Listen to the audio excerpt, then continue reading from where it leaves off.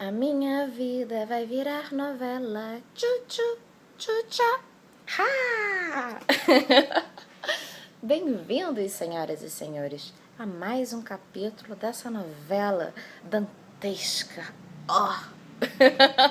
Só que não, né? Ai, ai.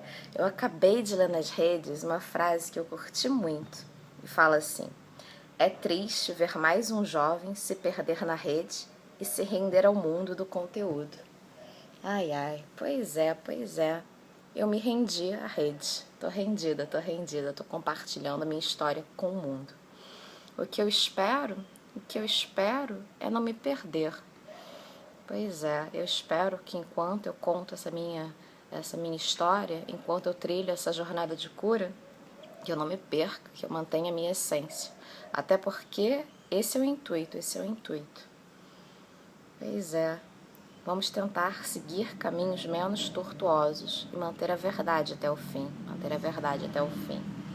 E para ser verdadeiro com a história de muitas outras pessoas que passaram pela minha vida, eu tenho que ser verdadeira em relação ao que eu sou, né? Pois é.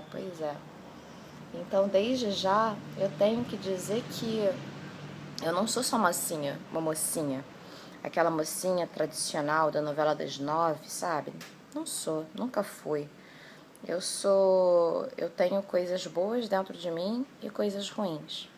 Pois é. Não, eu tenho essa dicotomia. Uma coisa que sempre me deixou meio bolada com as mocinhas de novela, eu acho que é por isso que eu sempre gostei mais da vilã, é porque a mocinha era só boa, era só doçura, e ai, cadê sua humanidade, menina? Cadê? Cadê os erros que tu comete por aí?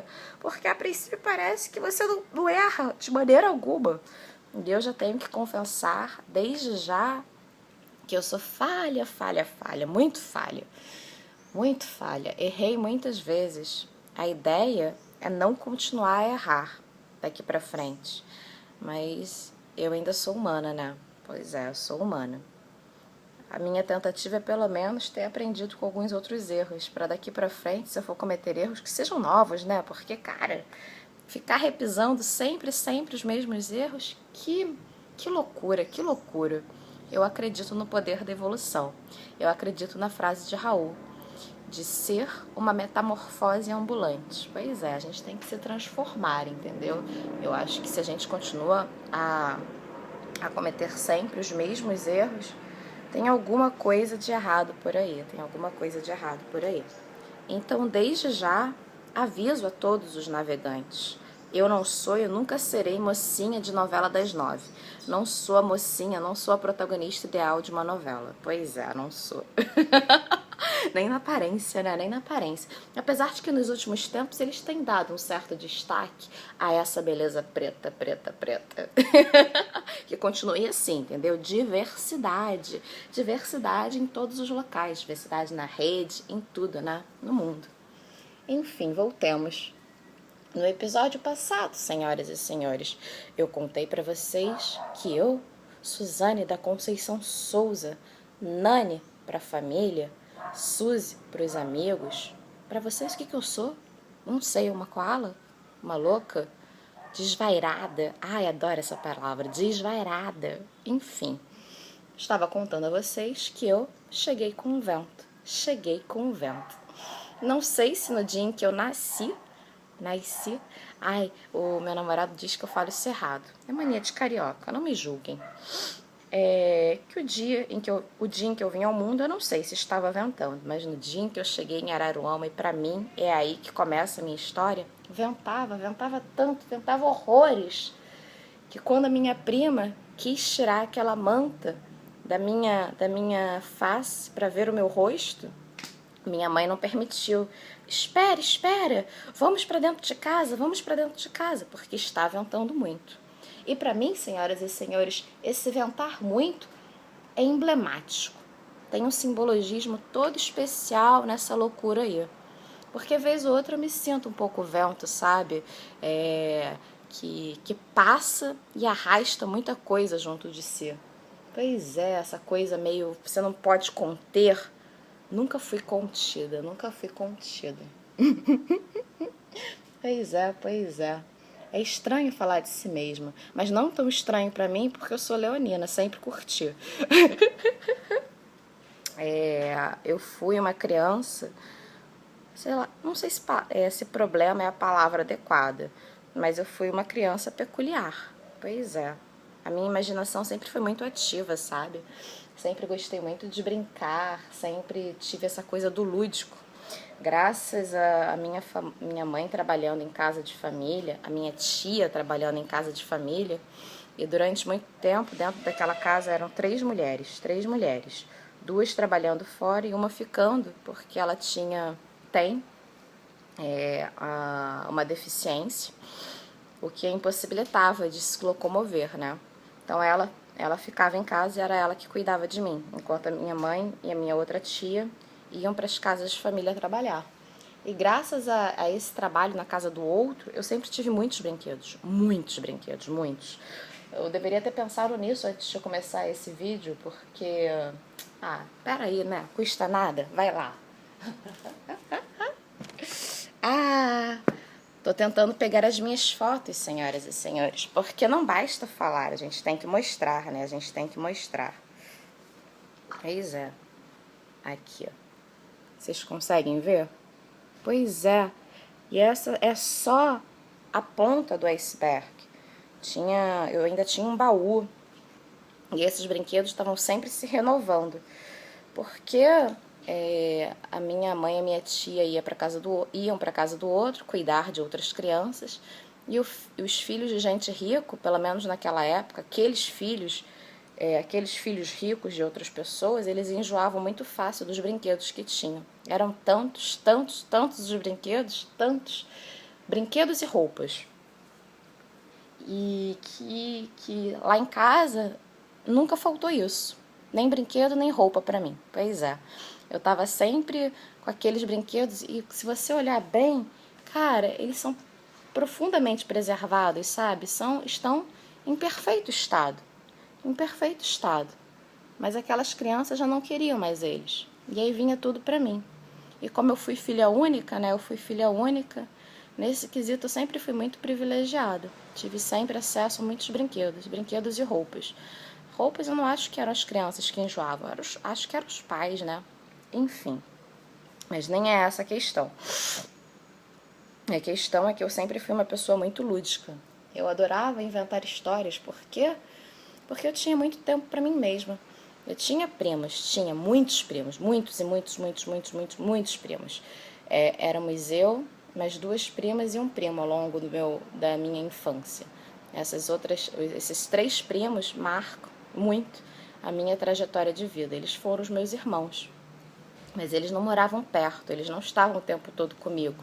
Eles iam embora. E quando eles iam embora, eu tinha que dar aso à minha imaginação. Eu tinha que extravasar todas aquelas ideias, sabe? E aí eu comecei a falar, eu mesma com os meus brinquedos. Cada um deles ganhava vida enquanto a gente brincava. Eu adorava dar aula. Eu tinha um quadro, né, giz, e aí o que eu fazia, eu colocava todos aqueles brinquedos enfileirados, eles eram os meus alunos. E aí eu começava a dar aula. E eu brigava com eles se eu sentia que a atenção estava dispersa, porque olha o trabalho que eu tô tendo de preparar toda essa matéria para ensinar a vocês, e vocês não estão me dando atenção. E aí, ao mesmo tempo que eu dava aula, eu começava a discutir com eles a importância da atenção, a importância de tirar 10. E eu fui uma criança nota 10. Acho que até o meu ensino fundamental, eu fui, sim, uma criança nota 10. Durante um tempo, depois que minha mãe morre, eu ainda assim mantenho perto de mim os ensinamentos dela, de que você tem que ser uma criança nota 10. Então, se a professora era nota 10, os meus alunos também tinham que ser, né? E eles eram muito empenhados, enfim. É para você ver o nível da minha imaginação. Tinha muita imaginação.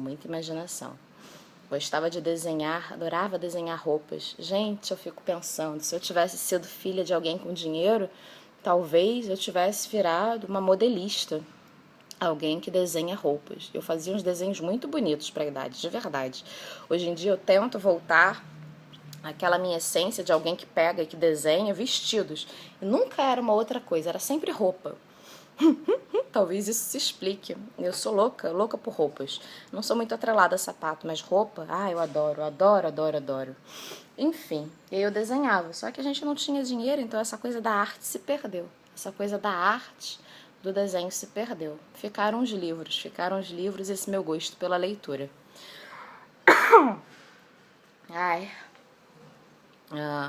Mas não só de lúdico a minha infância foi marcada, sabe? Eu fui uma criança difícil. Acho que eu sou uma pessoa difícil, pois é. Eu era uma criança muito cheia das opiniões, muito curiosa. Acho que isso marca a minha infância. Essa minha curiosidade, sempre fui ridiculamente curiosa. Tem uma história que pra mim é muito emblemática. A minha prima tinha ficado menstruada, e aí do nada ela fala com uma outra prima perto, próxima de idade. Fulaninha, vai lá buscar um absorvente porque eu menstruei. Eu do nada, 5, 6 anos, viro pra ela. Não, eu vou. Eu sei o que é absorvente. Eu sei. E fui lá, corri, peguei e voltei. Pois é. Como é que eu descobri aquilo? Curiosidade. Sempre fui um pouco fofoqueira. Não é nada. É talvez. Mas é que eu sempre quis muito saber de tudo um pouco. Então eu estava sempre observando o que os adultos tinham para falar, E é isso, eu fui uma criança criada no meio de adultos. Tinha sim meus primos? Tinha, mas eles não passavam tanto tempo comigo. Eu estava sempre cercada por adultos. E crianças, senhoras e senhores, eu acho que é esse o recado de hoje, absorve a coisa que os adultos falam ao seu redor. A gente acha que ela não está prestando atenção, mas criança está sempre prestando atenção, ela está sempre absorvendo tudo que você tem para dizer. E eu absorvia, eu aprendia, às vezes eu falava, às vezes eu guardava, mas eu estava sempre escutando, sempre escutando. Então isso marca a minha infância, essa coisa do lúdico, essa coisa da curiosidade, essa coisa do falar, entendeu? Sempre falei muito, sempre fui muito pra frente, não sei. E aí, nessas minhas atitudes, eu tinha grandes embates com a minha mãe. Desde pequena, a minha relação com a minha mãe sempre foi muito amor e conflito. Amor e conflito. Pois é, olha que loucura. Eu e a minha mãe sempre brigamos muito, porque ela queria uma menininha perfeitinha, toda certinha. Eu, com 4 anos de idade, já sabia comer de garfo e faca com os adultos à mesa. Era o orgulho da minha mãe, que eu, com 4 anos de idade, soubesse comer de garfo e faca, sem erros, sem comida vazando do prato, sentada à mesa. E aí tem uma mulher que quer de mim 10, que quer de mim a perfeição, que quer criar uma mulher. E tem esse meu lado, que é matreiro, que esse meu lado que é revolte, esse meu lado que conflita e que briga, e que vez ou outra faz as coisas da sua maneira, entendeu? Ela, por exemplo, não queria que eu fosse gordinha, então determinadas coisas ela não deixava eu comer.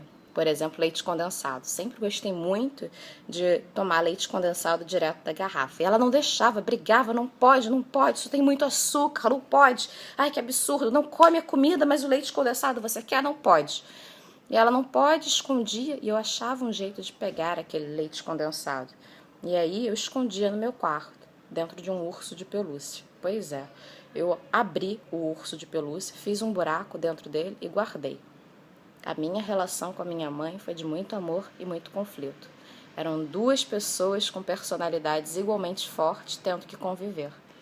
E quem dera a nossa convivência fosse diária, né? Mas tudo era limitado a 2 finais de semana no mês. 2 finais de semana no mês em que ela tinha que passar todas as lições de vida que ela aprendeu e que tinha que conviver com uma pessoa que passou praticamente 20 dias daquele mês sem ela, desenvolvendo as suas próprias atitudes, o seu próprio pensamento. Essa pessoa era eu. A minha tia que ficava comigo, ela não me continha muito, não tinha esse pulso firme. Acho que com ela eu fazia, acontecia. E aí quando a situação ficava negra, não posso usar mais essa palavra, olha eu sendo preconceituosa. A gente não pode usar o negro e o preto pra ser pejorativo. A gente tem que parar com isso. E às vezes eu faço isso. Cresci, né? Com esses preconceitos, e às vezes eu reproduzo. Não pode. Quando a situação ficava complicada, quando eu aprontava demais, como a minha tia não conseguia lidar comigo, ela ligava para minha mãe. E lá do trabalho, por telefone, a minha mãe vinha me ensinar o que era certo, o que era errado. Mas como estava distante, né, nem sempre eu aprendia o que ela tinha em me ensinar. Por hoje chega, né? Tá bom. Caraca, tá bom. A gente vai continuar a se falar, mas o recado de hoje é que essa protagonista que vocês estão conhecendo agora, não é santa. Ela é só humana. Humana. Cheio de erros, cheio de falhas e querendo melhorar. Nessa jornada de cura que eu tô trilhando, tá bom? É isso. Enfim, senhoras e senhores, mais um capítulo da minha vida vai virar novela. Tchá. Ficando por aqui. Beijos de luz. Até quarta-feira que vem. Ah, mas que menina, hein? Você abriu o ursinho de pelúcia e colocou o leite condensado dentro? Não dava formiga? Ah, tava, mas aí eu lavava e tava tudo bem. Ui, a minha vida vai virar novela. Tchá. Ah!